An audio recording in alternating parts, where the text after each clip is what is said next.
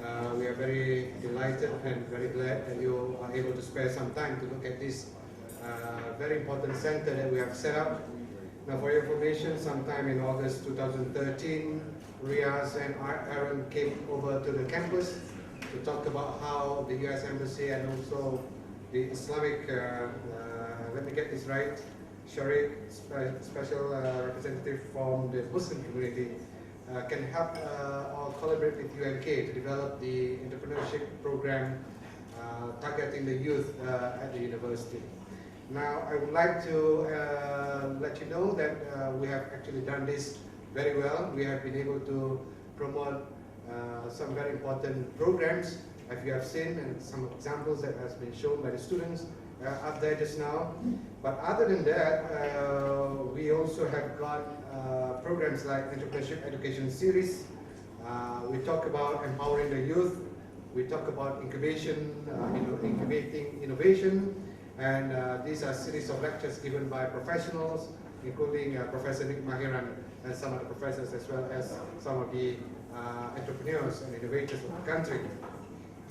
We also conducted Women Empowerment Seminar, Crafting Your Vision and the Next Step on the Roadmap recently.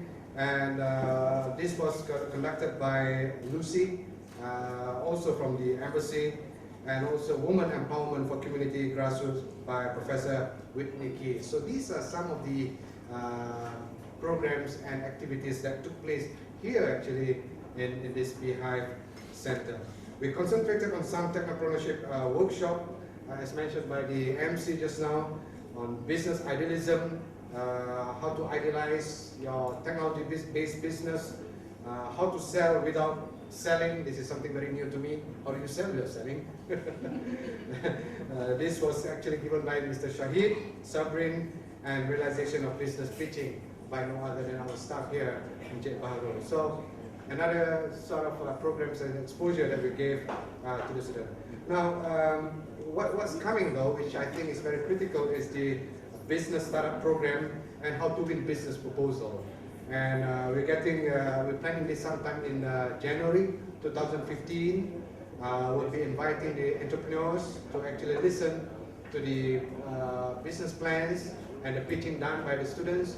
And we will let the actual entrepreneurs to determine now who are the best and the most potential winners among these plans that is being put up by the students.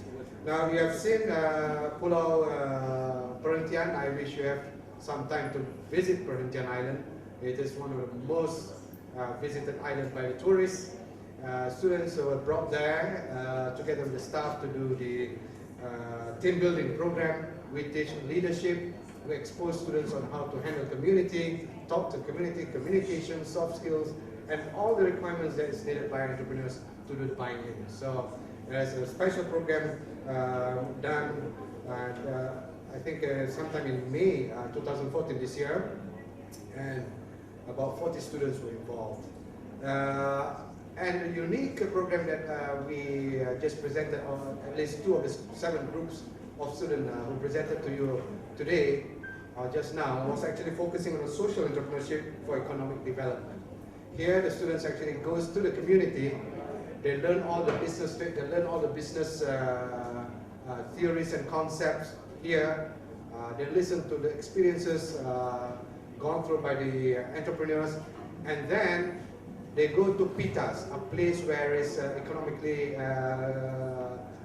quite not in the mainstream, a place where there is no electrical supply and even water supply, basic water supply, but the community at Pitas are actually doing something to sustain their economic living.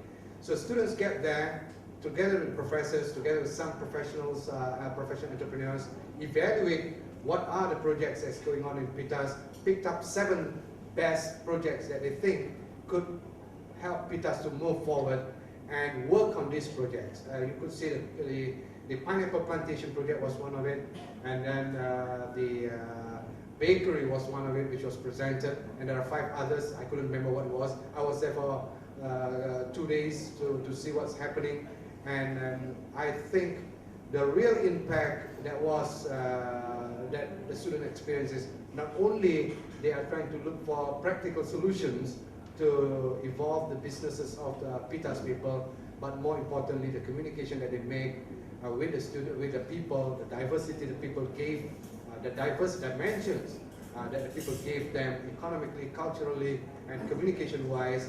I think that really helps the student to go forward and move forward in providing practical, workable solutions. We are being aided by some other agencies of the country, like Yayasan Sejahtera, Amanah Ikhtiar, who are known to be giving microfinancing to businesses, small businesses.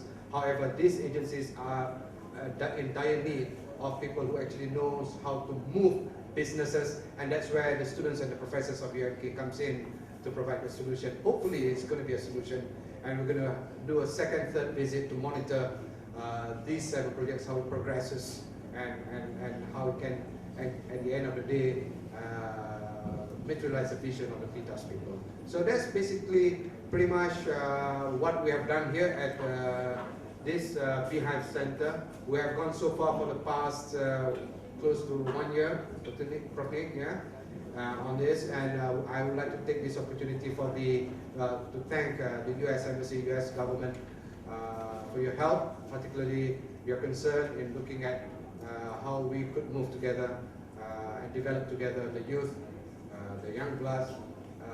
That's one day we're going to lead the country and be a people who determine how we live in this world. So pretty much I think that's a very, very important agenda, and I'm very glad to be able to work with great states, with great people from the United States, and thank you very much for your help. Thank you very much.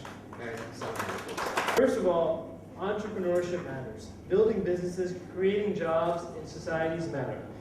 In the United States, we've had an experience, some of entrepreneurship. So someone like Bill Gates, who started off in the garage, has now built a multi-billion-dollar enterprise.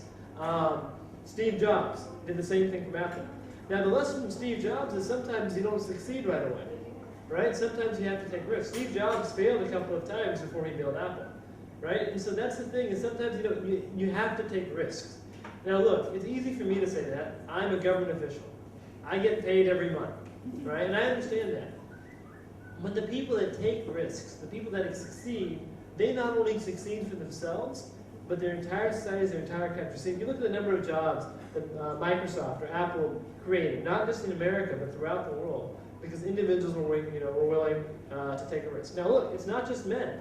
Women are incredibly, are incredible entrepreneurs. Oprah Winfrey, for example, one of the most successful women in the United States, actually took a risk with her show. So that's something that entrepreneurs, regardless of your gender, you have an opportunity not just to create a living for yourselves and your families, but your entire society. So the first reason is because entrepreneurship matters. Business, creating jobs matter. The second reason we're here is because we believe in you. My government, the American people, believe in you. We believe our success and your success are linked. And if you succeed, we succeed. And so just earlier today, I had an opportunity to hear a group of young men, young women present their business plans. We had a chance to hear from the Quail guys. Are the Quail guys here? All right, give it up for the Quail guys. We're doing really innovative things in terms of agribusiness. And then the young women who did Julie's Bakery, we're the young women, right? All right, good job. Now, look, and what I really like about this, and what we were just talking amongst ourselves, is that what you're doing is you're taking the learning and the training, but you're not keeping it for yourself. You're going out to communities that need your help. And that, I think, is sharing, and that to me, I think, is what we call a wholesale investment. That you're helping them, and so that, which we think is fantastic.